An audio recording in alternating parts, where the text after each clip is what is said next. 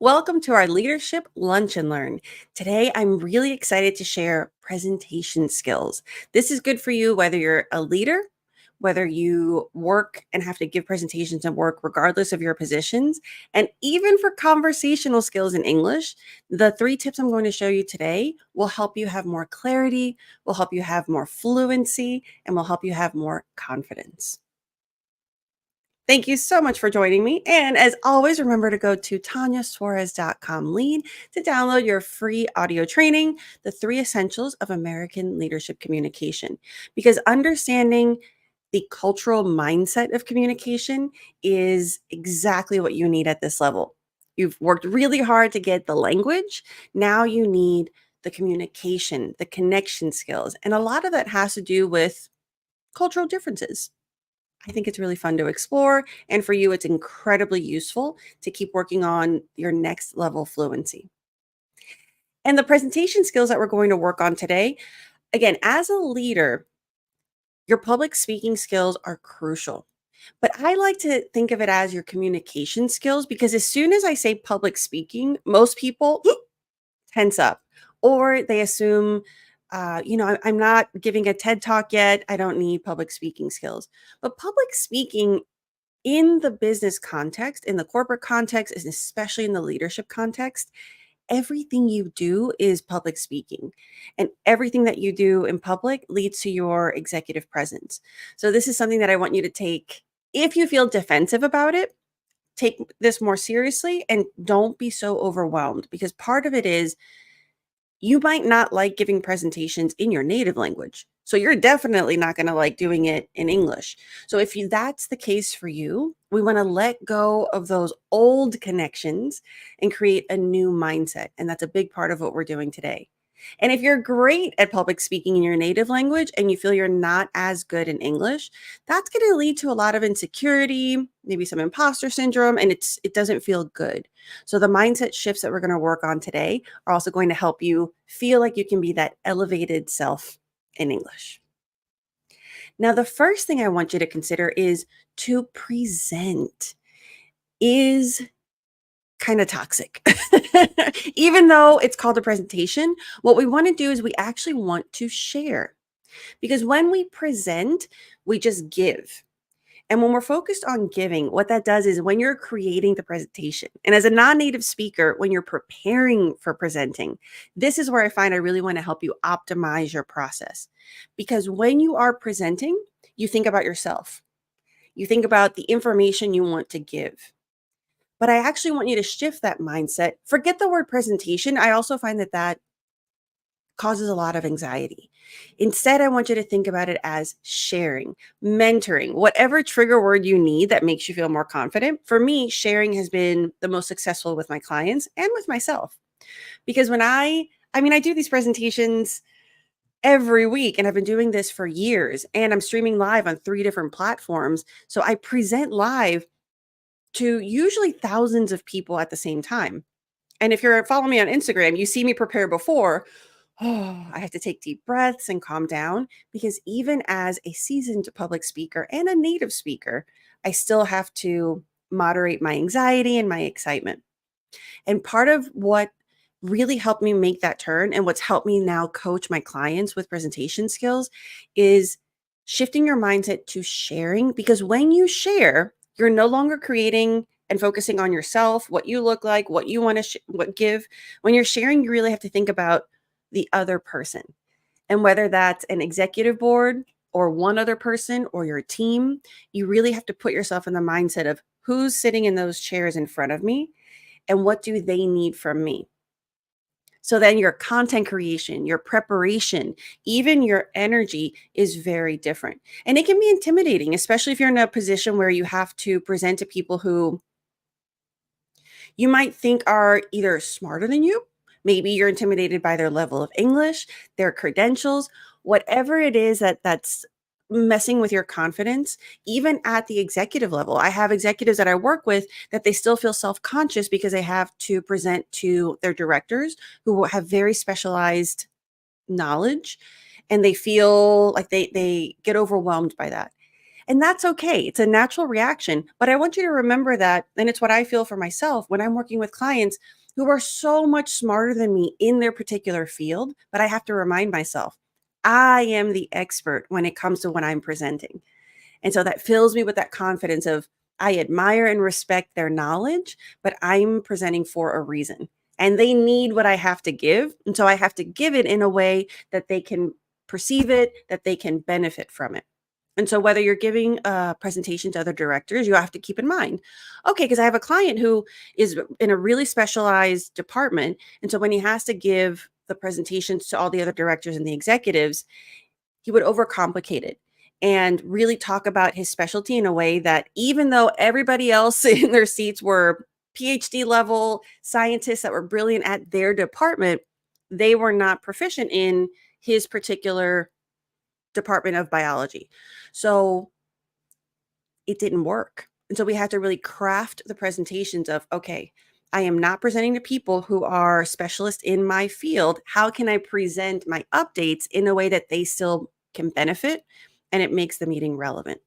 So when you're sharing, it helps to always focus on the person receiving the information. And I find that if you think of presenting, you're always focused on how you look and what happens here, which is important as well. But when it comes to preparation, it kills it because then you focus more on memorization, you focus more on scripting. Whereas when you're sharing, you're more confident about your knowledge and what you're sharing to the group or to the whoever your audience is. And so your preparation becomes less about memorization and more about connection. And that's a different kind of English. It's also a different kind of part of you that gets activated.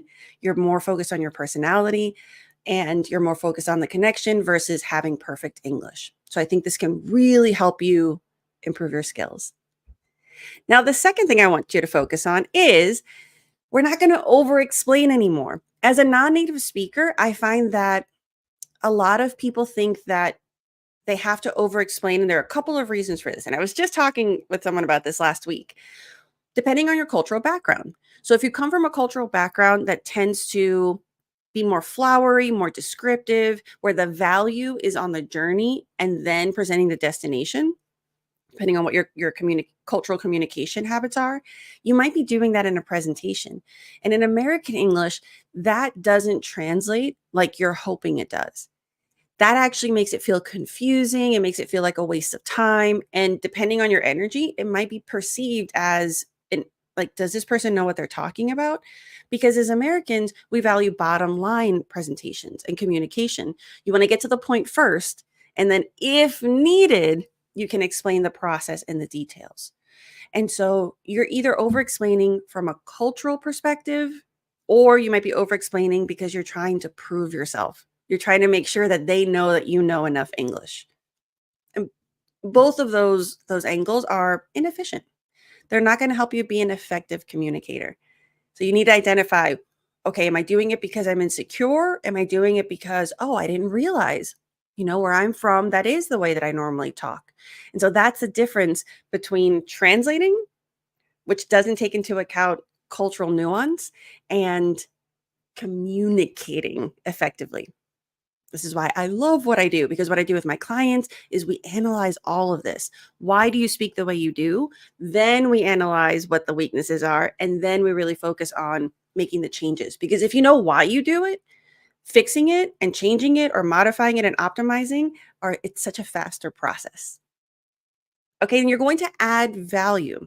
And what I mean by this is I find that sometimes this is a language thing. It could be because you're a non-native speaker, or it could be because you haven't received presentation training. So you might be doing this in your native language as well. A lot of people overwhelm the pitch deck, right? Or the PowerPoint or whatever you want to call it, the slide. If you notice what I'm doing, I'm also adapting to the way presentations are evolving. And it really is about less visual clutter, less over explaining, and it's about getting to the point, adding value.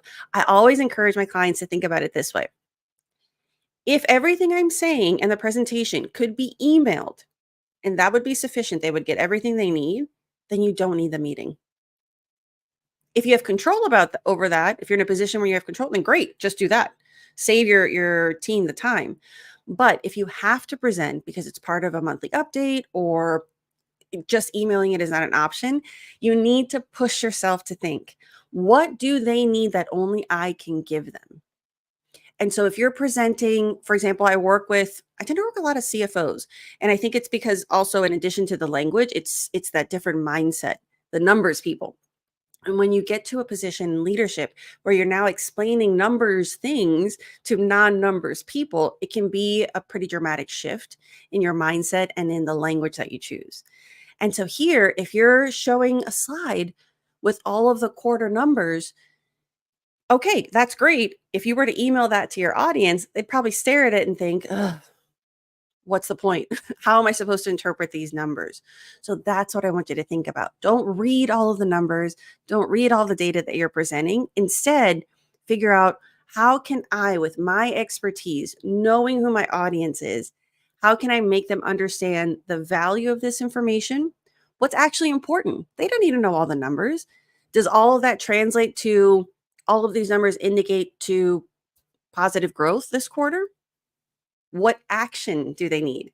So, what is the action as a result of this information? Does that mean we stay the course? Does that mean we need to invest in more training? Do these numbers reflect that we're going in a trajectory that is not conducive to the high speed growth we had planned? So, you need to interpret what you're presenting in a way that connects the information through your knowledge and expertise and connect to who's in the audience. And that's a game changer because I find that non-native speakers prepare more for presentations than native speakers, and that's understandable. But I find that the mistake is in scripting everything. And so as you're creating the script, simplify it so it's less pressure on you for no memorization, but also now you're processing it differently and now it's a value add. That means you're saving people time, you're earning respect, you're establishing your expertise, and you're using language that is better for you, it's easier for you, and it's easier for them to understand. And the third tip I have for you is we don't want to be robotic anymore. I want you to be more human. And you might think, of course I'm human, Tanya. I know this. Sure, you might. But having analyzed hundreds of leaders and having their videos and seeing them perform in meetings, I can tell you right now that you're probably still coming across as robotic in ways that you might not realize. The first thing is pronunciation and how that impacts your intonation. So when it comes to presentations, if you're just doing everything in a monotone voice with no inflection and everything is articulated beautifully, the pronunciation is perfect, everyone's going to fall asleep. You're going to start seeing like their eyes glaze over. Maybe they're checking their phone and you're going to get nervous like, oh, is my English not good enough? It's not your English, it's your presenting. And so what you want to do, you can watch TED Talks. They all everybody gets trained to have this very similar cadence, this rhythm. You can watch other videos. You can watch me. Notice how we pause. Notice how sometimes things are said here. And then when the main point comes, the inflection goes up. So this is what I want you to practice. Record yourself. I have my clients do this all the time. They record themselves, send it to me, and I'm like, again, I fell asleep. And just making it silly and like really triggering that because I find in a leadership position, there's part of you that's competitive and wants to be better. And so challenge yourself, analyze yourself, figure out what is your rhythm doing. At this point, the pronunciation I want you to really focus on are on the high frequency words. What are the words that you have to say because of your position and because of your company? Make sure you master those and then let it go. Because now at this level, I want you to focus on your rhythm and how you connect with people. And presenting in a way with perfect English, but absolutely no focus on rhythm is incredibly boring. So that's not going to add to your executive presence. People are going to think you're just a robot. You're going to work on your intonation when you're preparing for your presentation. I want you to do it in a way where you're visualizing who the audience is, because I want you to feel it. And then if you're going to present sitting down, practice sitting down. If you're presenting standing up, practice standing up. The physicality of your practice and of your performance is crucial. Because if you're practicing and you're just kind of sitting like this and like thinking about it, but then you have to get up in front of 100 people, It's not going to feel the same, and it's not going to connect your preparation in the same way. And you want to also practice not being robotic with your expressions. I do this for these presentations. My wife knows I don't talk an hour before presenting when I do these lives because I'm usually like walking around because I have a lot of energy. I'll sit in different spaces. I visualize talking to you and to this camera, but I'm not thinking about the camera. I'm thinking about like one person. And that's who I'm talking to, because visualizing that one person who needs me helps me present in a way that feels very authentic and that allows me to think faster and pivot faster. And I'm constant for like the hour before these presentations, I'm just replaying it over and over in my head. And I'm not replaying, and I share the visualization with you for a reason, because if I were to just replay my slides and what I want to say, then I'm memorizing. Instead, I really genuinely, I don't tell you to do anything that I haven't tried. I really visualize connecting. I'm like, okay, I'm going to talk to this one person. I know that Christos has this issue, like one of my clients, and I want to help him be better. And so, what would I tell him about being more human, less robotic? What would I tell him? So then the advice is better, the value add is better, the communication is clear, it's crisp, it gets to the point, because I know then I also think he's busy. He's got to get back to work. I need to make sure that I deliver this value in a way that I can do it and make him better with the 20 minutes that I have. And whether you have a 5-minute presentation, an hour presentation, you have the most amazing thing someone can give you, whether they're forced to give it to you or they want to be there. You have people's time and attention. The time they're giving to you by being there. The attention, you have to work harder to earn. And that's where being more human, moving your hands, making sure your face is relaxed, record yourself practicing, figure out what you're doing. Because sometimes what we think we're doing, it's kind of like when we're dancing. You might think you're dancing wonderfully and look really cool. And then you see a recording of yourself and you're like, really? That's what I look like? So sometimes what our brain is telling us we look like is not what we actually look like. And that can be very powerful. Instead of scripting and memorizing, you're going to get more out of your professional development, out of your English development, if you practice and record yourself. Because what's going to happen is you're going to make mistakes and you have to force yourself to practice. If I make that mistake during the presentation, how do I perform through it? How do I keep going?